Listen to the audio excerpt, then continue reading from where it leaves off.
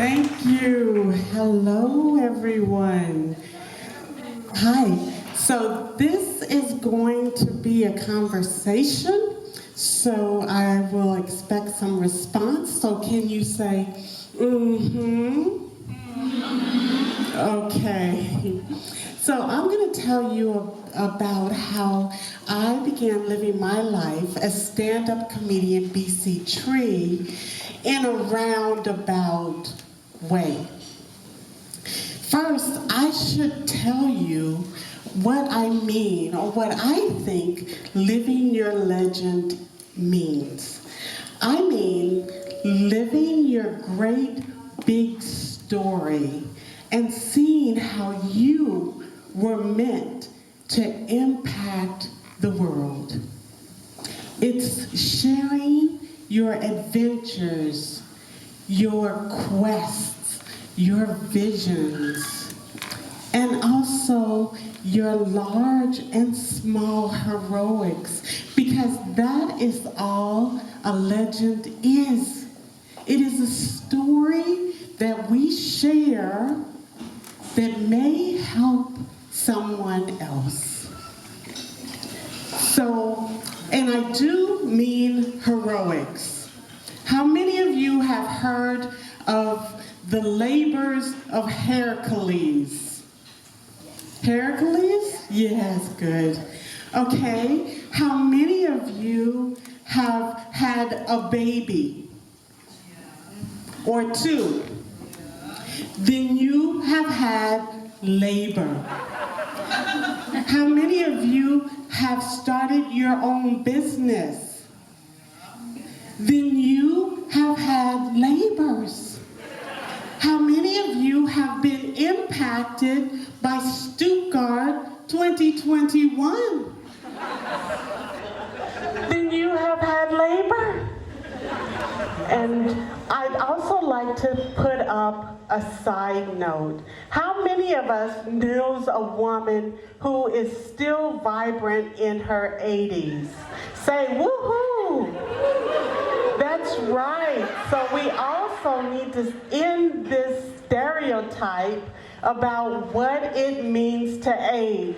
If you're with me, say, I'd love that. I love that. Yeah, good. And we are women, so we lead by caring. How many of us are struggling with an iron deficiency? Please raise your hand. Yes, exactly. And I believe that's because the world is set to masculine energy by default. Ironically, what's the worst thing you can say about a man?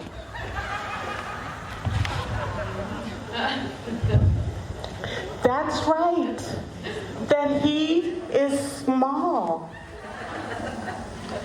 And what's the worst thing you can say about a woman? That she is big. We are being psychologically marginalized. We self-actualize our own powerlessness. We don't go for positions that would help us financially. We play small because we don't want to be too much. We don't want to be too big. We live in one of the richest cultures at this time in history, and yet we have a culture of scarcity, of not enough, of not being enough.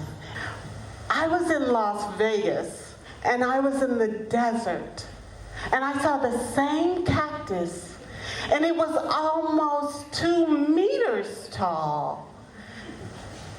And this is because it wasn't living with the restrictions that I had put on it. I followed the example of my most successful role model, Cinderella. So I went out and I found a prince and I started getting ready for my happily ever after. Yeah. Unfortunately, Cinderella, her story, we don't know. We don't know how she dealt with depression or about how she dealt with not having life goals.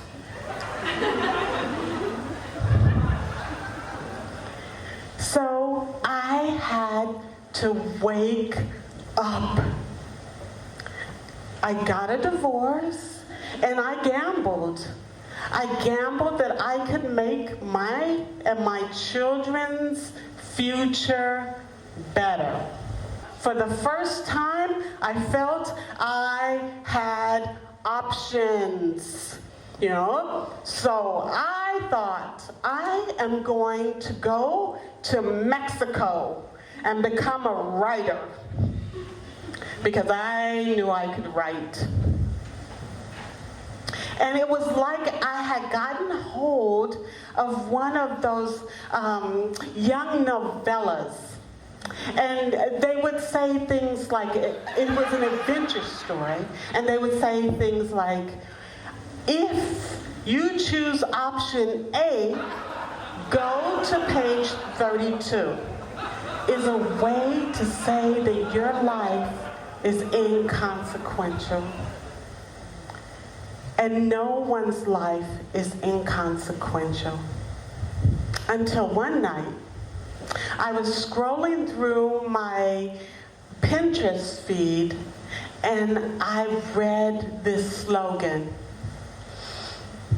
It said, "Why are you trying to fit in when you were born to stand out?" And I dyed my hair plutonium, and it promptly fell out. But I was experimenting. I was just finding who I wanted to show up as. And when we're kids, we don't need permission.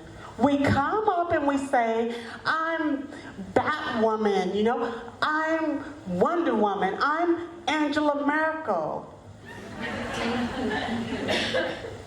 I'd like to say to you the words of Marianne Williamson in her book, A Return to Love. She said, our biggest fear is not that we are inadequate. Our biggest fear is that we are powerful beyond measure.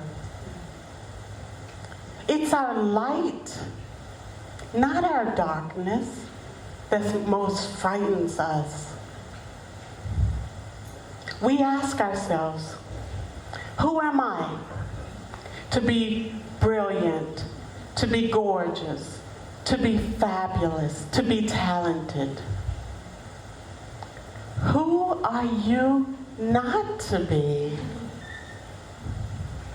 So please, share your story. You never know who needs to hear your legend.